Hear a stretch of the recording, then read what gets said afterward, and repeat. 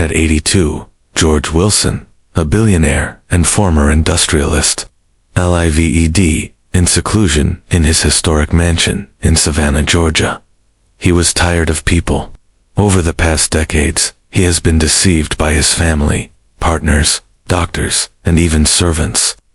Every betrayal left a scar. Result, he closed himself off from everyone, surrounding himself only with cameras, security systems, and solitude. One day he hired a new assistant, 30-year-old Emily Brooks.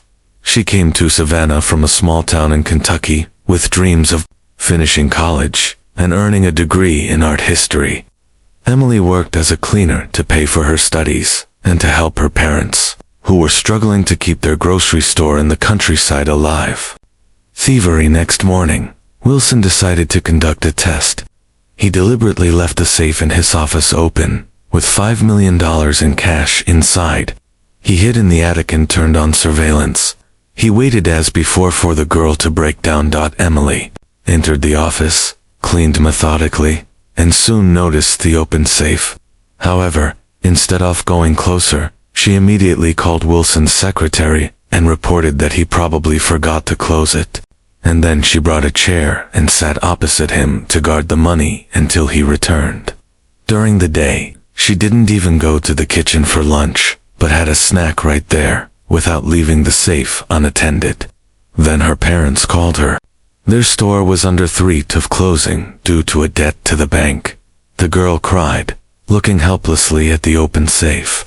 But in the end, she went up to it and closed it, entering the code so that no one could get to the money.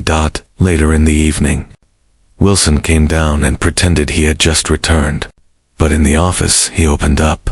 He said it was a test, and she was the first to pass it. He handed her an envelope containing $50,000. Emily refused, saying she was simply acting in good conscience. Then she confessed. 2 years ago, her cousin had been paid for an emergency heart operation. The benefactor remained anonymous, but Emily accidentally found out that it was George Wilson. Since then, she dreamed of thanking him personally, and so she specifically responded to the vacancy. Wilson was amazed. He thought that no one remembered his good deeds. He opened the safe, took out the documents, and showed them to Emily. He had already changed his will. Nosh became the heiress, not only to part of the fortune, but also the manager of his charitable foundation, which he had been building for decades. Emily was shocked. She didn't consider herself worthy. But Wilson said that's exactly why he chose her, for her honesty, modesty, and genuine desire to help people. 6 months later, Emily's life changed. Her parents' store was saved. She continued her studies and, at the same time, learned how to manage a foundation. Together with Wilson, they developed new support programs for low-income families, students, the elderly, and the sick. The old mansion was no longer empty. Emily became like a granddaughter to Wilson. They had lunch together, discussed ideas, talked about the meaning of life.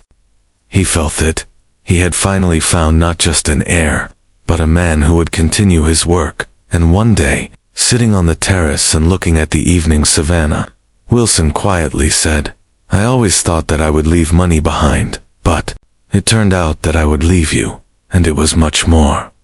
What an amazing story. Dear friends, if you liked the video, give it a like and subscribe to the channel. There is still a lot of interesting things ahead.